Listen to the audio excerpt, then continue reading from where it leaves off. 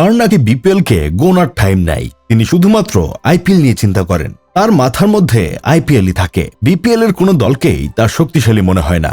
ভাব দেখে মনে হয় তিনি হয়তো আইপিএল এর কোনো দলের মালিক, তবে আদতে তিনি হলেন বিপিএল এর ফ্র্যাঞ্চাইজি সিলেট টাইটান্সের উপদেষ্টা। নাম তার ফাহিম আল চৌধুরী। গত 29শে ডিসেম্বর সিলেট স্টেডিয়ামে গণমাধ্যমকে দেওয়া এক সাক্ষাৎকারে বিপিএল নিয়ে আপত্তিকর বক্তব্য দেন তিনি। মজার ব্যাপার হলো, বিপিএল কে গোনার টাইম না পাওয়া এই ব্যক্তিকে বর্তমানে বাংলাদেশের কোনো সাংবাদিকই গুনতে রাজি নয়। এমনকি সিলেট টাইটান্সকেও বয়কটের হুমকি দিয়েছেন গণমাধ্যম কর্মীরা। মূলত বিপিএল নিয়ে বিতর্কিত মন্তব্য ভাইরাল হওয়ার পর ফাহিম আল চৌধুরী নিজের ব্যক্তিগত ফেসবুক অ্যাকাউন্টে জানান যে তিনি কিছু ভিউ ব্যবসায়ীকে দুমুঠো ভাত জোটানোর সুযোগ করে দিয়েছেন। তাদের একটাই চাকরি, আর তা হলো নেগেটিভ কথা ছড়িয়ে ভিউ কামানো। কারণ পজিটিভ নিউজ করলে তো তাদের পেটি চলবে না।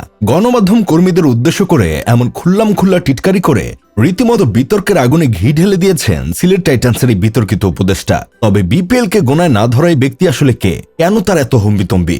আসলে ফাহিম আল চৌধুরীর ব্যক্তিগত পরিচয় জানার পর আপনিও বলতে বাধ্য হবেন যে তার মতো লোকেদের ক্ষেত্রেই এমন হুম্বিতম্বি মানায়। সিলেটের অলিতে গলিতে পথে প্রান্তরে তার পোস্টার চোখে পড়ে। দল কোনো মতো সেমিফাইনাল অব্দি পৌঁছাতে পারলে মালিকের হাতে যিনি ব্ল্যাঙ্ক চেক তুলে দেওয়ার ঘোষণা দেন, সেই ব্যক্তি যে সাধারণ কেউ নন তা বুঝতে হলে রকেট সায়েন্স জানার প্রয়োজন নেই। বিপিএল নিয়ে বিতর্কে জড়ানো ফাহিম আল চৌধুরী মূলত একজন বিশিষ্ট শিল্পপতি। দীর্ঘদিন যুক্তরাজ্যে বসবাস করলেও তার পৈতৃক নিবাস সিলেটের জকিগঞ্জ উপজেলার বারহাল ইউনিয়নে। লন্ডনের রিয়েল এস্টেট সহ বেশ কিছু খাতে তার বড় ধরনের ব্যবসায়িক বিনিয়োগ রয়েছে। বর্তমানে তিনি ফিহা ক্যাপিটাল মাইক্রো ফাইন্যান্সের চেয়ারম্যান ও প্রধান নির্বাহী কর্মকর্তা হিসেবে দায়িত্ব পালন করছেন। সেই সাথে দেশের রাজনৈতিক অঙ্গনেও আলোচিত এক নাম ফাহিম আল চৌধুরী। তিনি মূলত বিএনপির রাজনীতি করেন। ধানের শীষের হয়ে আসন্ন জাতীয় সংসদ নির্বাচনে সিলেট 5 আসনে মনোনয়ন প্রত্যাশী ছিলেন।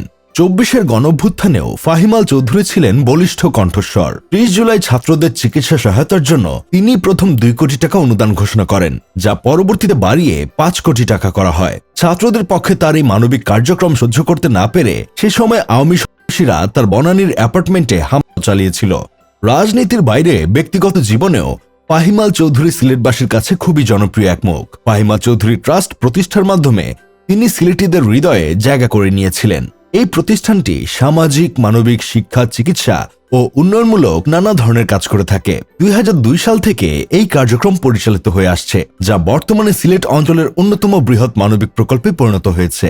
একজন সফল উদ্যোক্তা হওয়ার পাশাপাশি নেট দুনিয়াও বেশ প্রভাবশালী কণ্ঠস্বর ফাহিম আল চৌধুরী।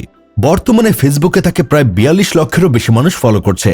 তার প্রতিটি ভিডিওতে মিলিয়ন ভিউ চোখে পড়ে। তবে দিন শেষে সকল খ্যাতি ও সুনাম ছাপিয়ে ফাহিম আল চৌধুরী আটকা পড়েছেন বিতর্কের বেড়াজালে। বিপিএল ও সাংবাদিকদের নিয়ে সিলেটের বিশিষ্ট এই শিল্পপতির আপত্তিকর মন্তব্য তার ক্লিন ইমেজে বেশ বড় দাগি ফেলেছে।